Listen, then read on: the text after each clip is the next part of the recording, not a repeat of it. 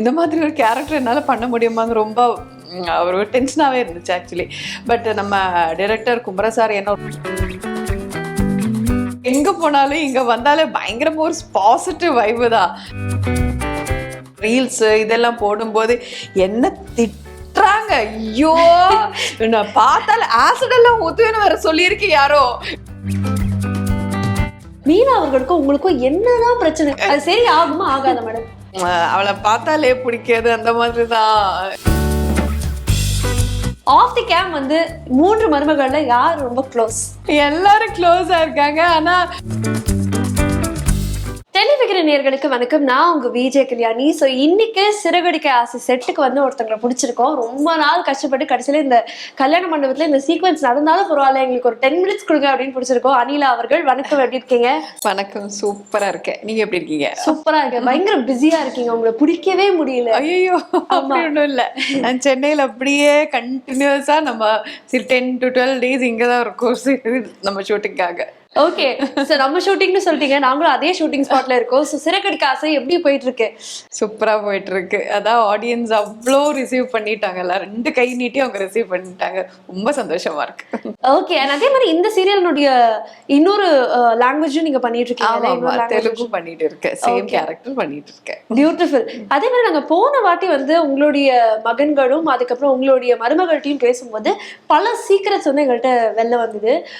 வந்து நீங்க வந்து பயங்கர ஸ்வீட் அப்படின்னு சொல்லிருந்தாங்க. அதே மாதிரி மீன் குழம்பு ஏதோ ஷேர் பண்ணுவீங்க போல, அதெல்லாம் அந்த மாதிரி பல ரகசியங்கள் வந்தது. ஒட்டுமொத்த காஸ்ட் அண்ட் க்ரூ பத்தி சொல்லுங்க, எப்படி செட் ஆயிருக்கும்? ஐயோ இங்க வந்தாலனா எங்க போனாலும் இங்க வந்தாலே பயங்கரமா ஒரு பாசிட்டிவ் வைப்பு தான். நம்ம லொக்கேஷனுக்குள்ள வந்தாலே எல்லாரும் ரொம்ப ஜாலியா இருக்கும், ரொம்ப ஃப்ரெண்ட்லியா இருக்கும். ஏதோ நமக்குள்ளேயே அந்த மாதிரி ஒரு பாண்டிங் வந்த மாதிரி இருக்கு. இப்ப நான் ஆர்டிஸ்ட் மட்டும் இல்லை சொல்றேன், மொத்தம் க்ரூவை, நம்ம ப்ரொடக்ஷன்ல இருந்து நம்ம டைரக்டர், கேமராமேன் எல்லாரும் வந்து ஒரு ஹார்ட் ஒர்க்கிங்கா இருக்கு, ரொம்ப சின்சியரா இருக்கு. ஆனா எல்லாரும் ரொம்ப ஜோவியலா இருக்கு. நம்ம சூப்பரா ஒர்க் போயிட்டு ரொம்ப ஸ்மூத்தா போயிட்டு இருக்கு. ஓகே, நாங்க வந்து சீரியல் ஃபாலோ பண்ணிட்டு இருக்கனால எங்களுக்கு தெரியும், ஒரு மாமியாரா வந்து ஒரு சில இடத்துல ஸ்வீட்டா இருக்கீங்க, ஒரு சில இடத்துல ஃபன்னியா இருக்கீங்க, ஒரு சில இடத்துல ப்ராப்பர் வில்லி மெட்டீரியலா இருக்கீங்க. சோ இந்த ரியல் மாமியாரா பிளே பண்றது உங்களுக்கு எவ்வளவு இன்ட்ரெஸ்டிங்கா இருக்கு? ஐயோ நான் ரொம்ப ரொம்ப ரசிச்சுதான் இந்த கேரக்டர் பண்ணிட்டு இருக்கேன். முன்னாடி இது வரைக்கும் நான் இந்த மாதிரி ஒரு கேரக்டர் பண்ணதே கிடையாது நிஜமா. நான் 32 years இண்டஸ்ட்ரியில இருக்கேன். ஐ மீன் மலையாளம் இண்டஸ்ட்ரி அண்ட் இப்போ தமிழ்ல வந்து 2017 தான் ஜாயின் பண்ணியிருக்கேன். நம்ம விஜய் டிவியில தான் போயிட்டு இருக்கு, நம்ம 4 சீரியல் தமிழ் பண்ணிட்டு இருக்கேன். ஆனா இந்த மாதிரி ஒரு கேரக்டர் நான் மலையாளத்துல பண்ணது கிடையாது, தெலுங்குல பண்ணது கிடையாது, தமிழ்ல பண்ணது கிடையாது. ரொம்ப ரொம்ப டிஃப்ரெண்டா இருக்கு. எல்லா இமோஷன்ஸும் இந்த கேரக்டர் வந்து டச் பண்றேன். காமெடி சரி, இது சீரியஸாவும் சரி, வில்லியாவும் சரி, நீங்க சொன்ன மாதிரி எல்லா குவாலிட்டிஸும் அந்த விஜய் அம்மாவுக்கு இருக்கு. ஸோ எனக்கு ஸ்டார்டிங்ல எல்லாம் கொஞ்சம் ஐயோ நான் என்னால பண்ண முடியுமான்னு ஒரு இது இருந்துச்சு. இவ்வளோ நாள் இண்டஸ்ட்ரியில் இருந்தா கூட இந்த மாதிரி ஒரு கேரக்டர் என்னால பண்ண முடியுமான்னு ரொம்ப ஒரு டென்ஷனாகவே இருந்துச்சு ஆக்சுவலி.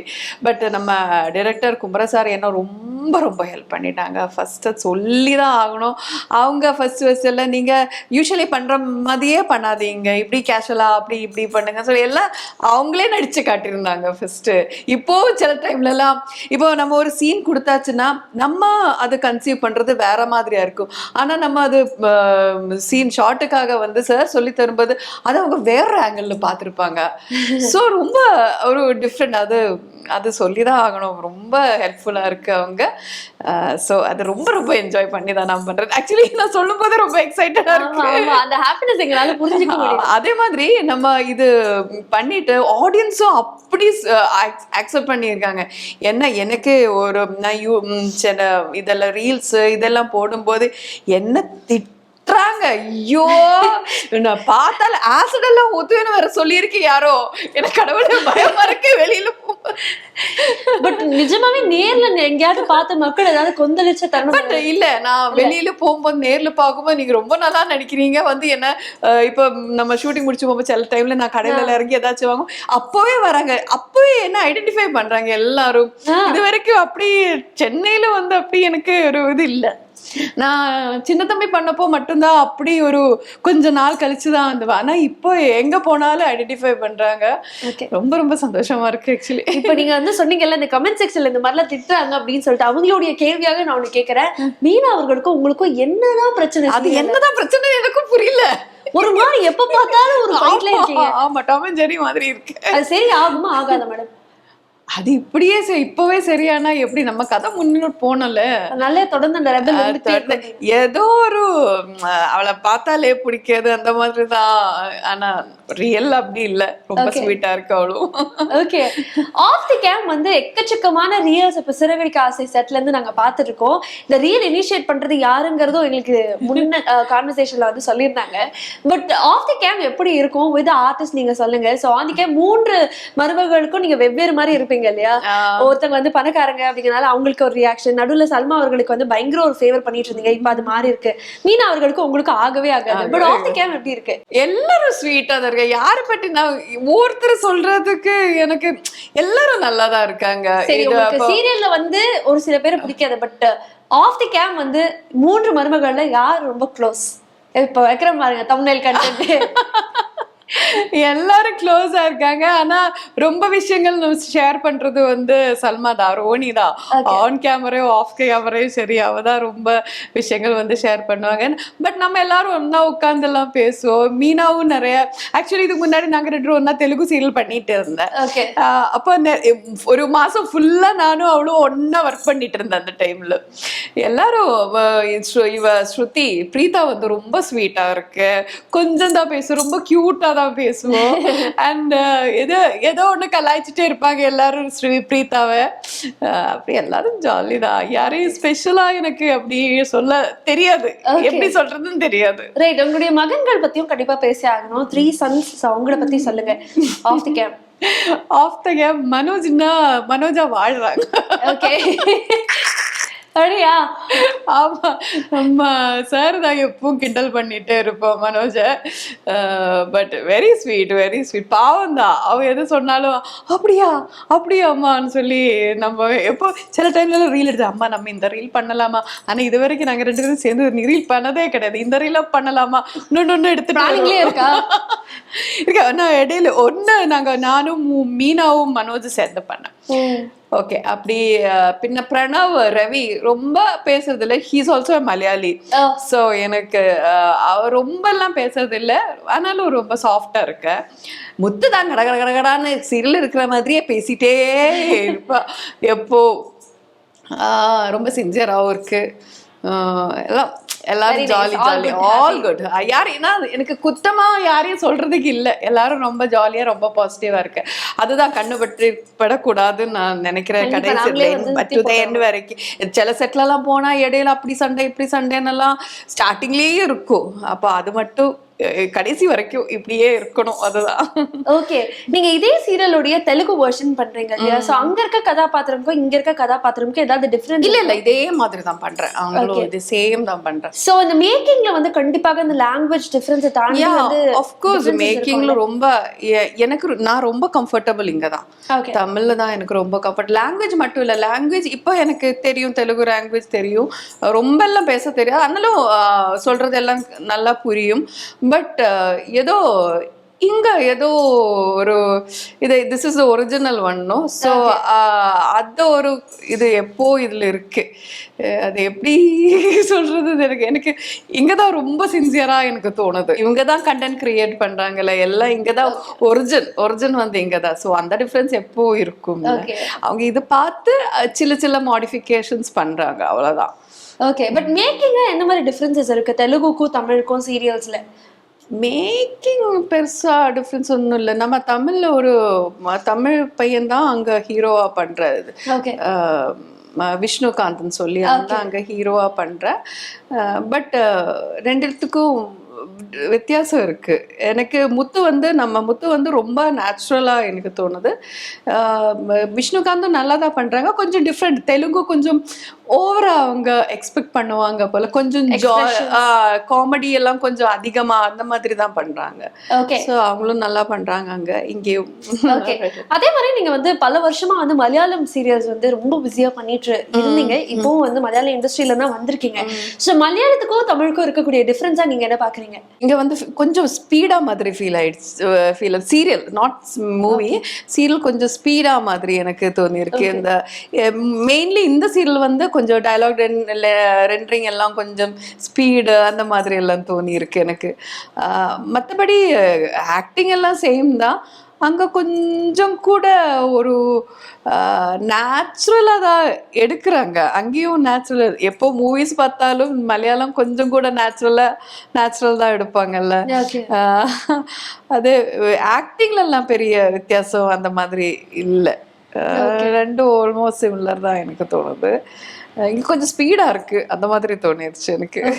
உங்களுடைய குடும்பத்தை பத்தியும் கண்டிப்பா பேசி ஆகிறோம். உங்களுடைய மகன் ஒரு ஆக்டர் இல்லையா? சோ நடுவில் நாங்க பாரதிதாசன் காலனிலையும் பார்த்திருந்தோம். அடுத்ததாக அவர் ஏதாவது ப்ராஜெக்ட்ஸ் பண்ணிட்டு இருக்காரா? Tell us about him as well. இல்லை, இப்போ சீரியல்ஸ் இப்போ எதுவும் பண்ணல. But he loves acting.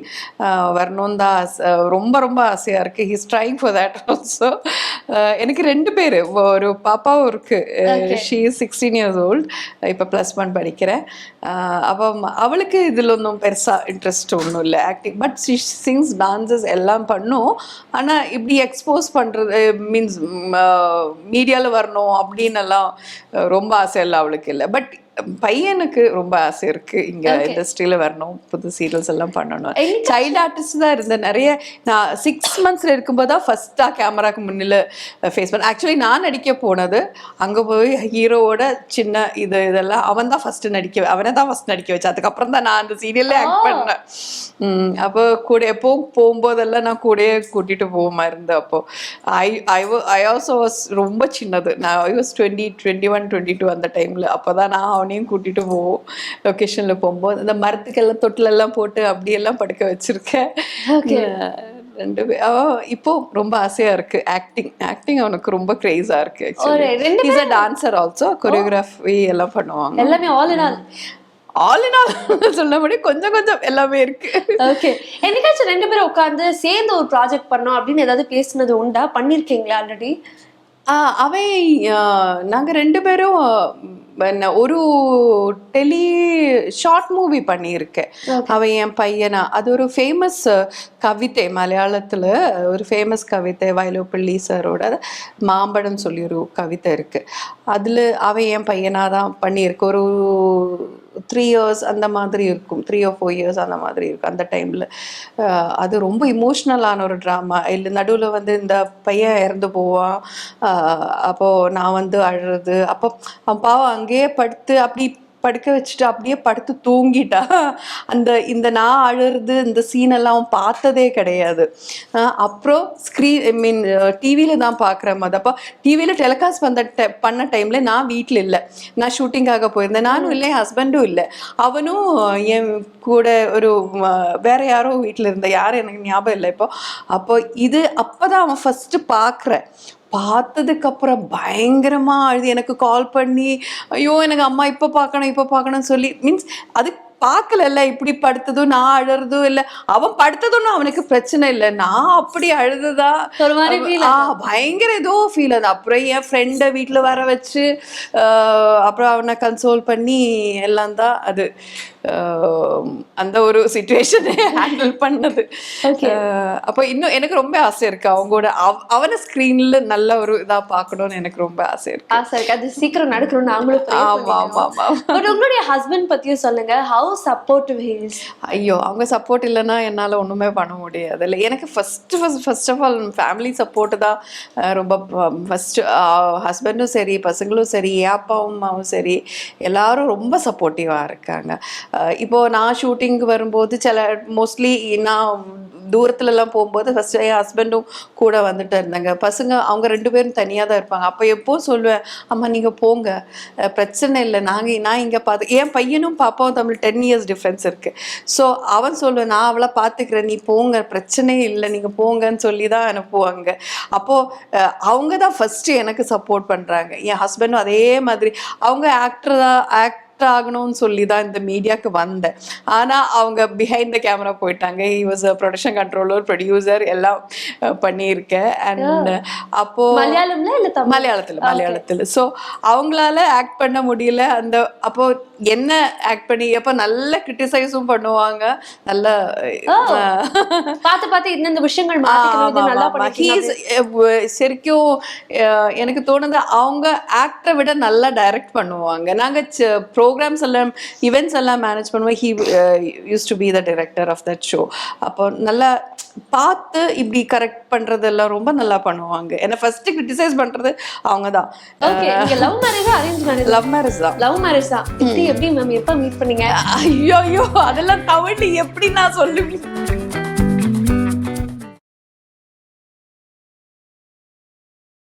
Vikatan welcome back இப்ப வெறும் 29 ரூபாயில். ஜூனியர் விகடன், ஆனந்த விகடன், நாணயம் விகடன் உள்ளிட்ட 8 டிஜிட்டல் இதழ்கள், வேல்பாரி, நீரதிகாரம், அணிலாடும் முன்றில் உள்ளிட்ட கிளாசிக் தொடர்கள், சுஜாதா, எஸ் ராமகிருஷ்ணன், அசோகமித்ரன் உள்ளிட்ட நட்சத்திர எழுத்தாளர்களின் சிறுகதைகள் என 29 ரூபாயில் 3 மாதங்களுக்கு விகடனை அன்லிமிட்டடாக படிக்க இப்போதே சப்ஸ்கிரைப் செய்திடுங்கள்.